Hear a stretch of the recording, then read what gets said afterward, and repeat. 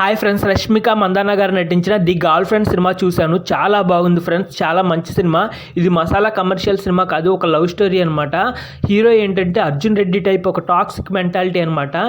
Heroine తన చెప్పు చేతల్లోనే ఉండాలి, ఎగ్జామ్స్ రాయిపోయినా పర్వాలేదు, పెళ్ళయ్యాక ఇంట్లోనే పడి ఉండాలి, నా చెప్పు చేతల్లోనే ఉండాలి, అణిగిమణిగి ఉండాలి అని కోరుకునే ఒక టాక్సిక్ మెంటాలిటీ టైప్ అనమాట. హీరోయిన్ ఏమో బాగా చదవాలి, ఎగ్జామ్స్ రాసి బాగా చదివి మంచి ఉద్యోగం సంపాదించి తన కాళ్ళ మీద తను నిలబడాలి అనుకుంటుంది.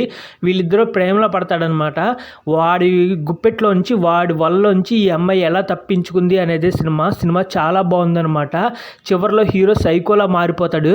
నిజంగా టాక్సిక్ మెంటాలిటీ అంటే అర్జున్ రెడ్డి టైపు ఉండే కుర్రోళ్ళు ఎలా డిసిషన్స్ తీసుకుంటారు, ఎలా ఆలోచిస్తారు అనేది ఇందులో చాలా క్లియర్గా చూపించారు.